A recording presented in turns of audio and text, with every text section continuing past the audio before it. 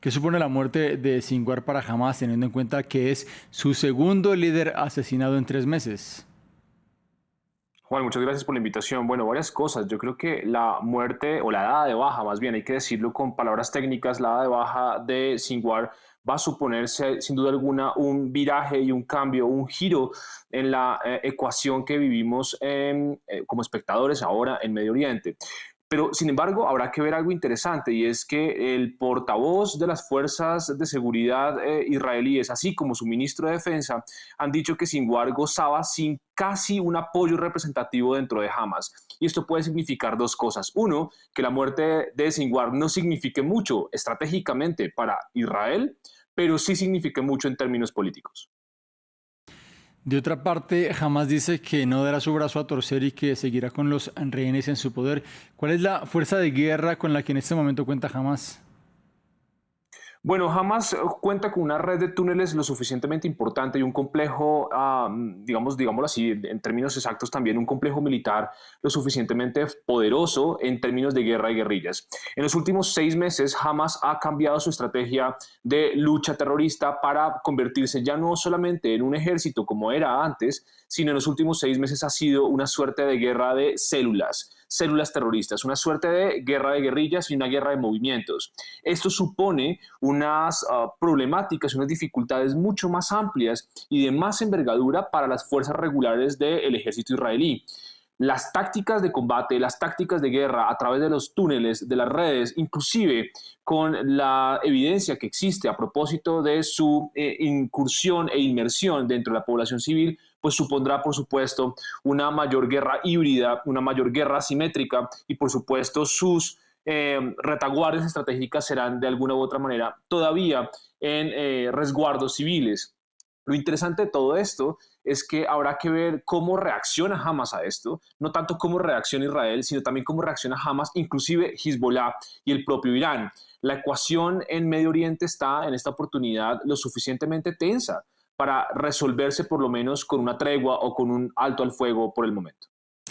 Desde el extranjero, desde fuera del terreno, hay potencias occidentales que ya han expresado su deseo de que ese suceso, esa dada de baja del líder de Hamas sea el principio del fin de la guerra. ¿Usted lo ve así? No lo creo y me da un poco de pesar ser tan pesimista en esta oportunidad. No creo que sea el inicio del fin ni de Hamas ni de la guerra. La evidencia nos muestra que la decapitación, como se conoce este tipo de dadas de bajas selectivas a líderes de agrupaciones terroristas, ha demostrado, por lo menos en los últimos 30 años, que los grupos terroristas no se acaban con la edad de baja de sus líderes, sino todo lo contrario, se ramifican, se fragmentan, se segmentan y por supuesto se radicalizan aún más. No creo que haya señales en los próximos meses o en los próximos días de una intención de devolución de los rehenes y los secuestrados israelíes, de los 101 secuestrados israelíes, porque se haya dado de baja a Sinwar.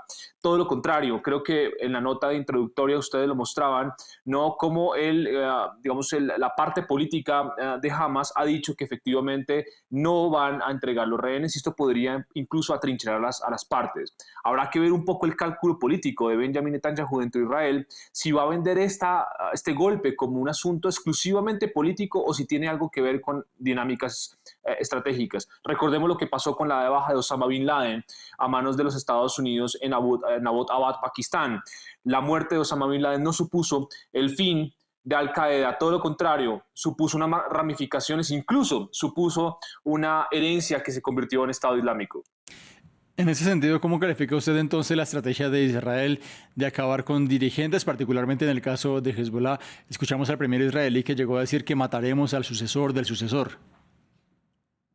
Seguramente eso va a ser la estrategia y así ha hecho, digamos, en junio fue el antiguo líder de Hamas, hoy el nuevo líder de Hamas, y al parecer quien va a suceder a Sinwar va a ser su hermano. Seguramente tendrá la misma suerte.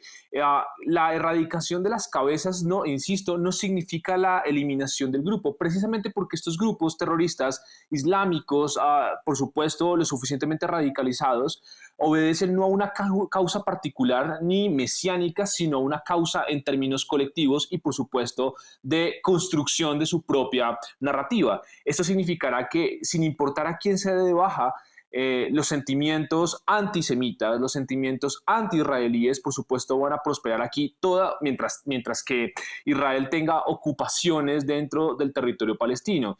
Habrá que ver un poco si la hipotética solución de los dos estados pueda menguar de alguna u otra manera los ánimos de estas facciones.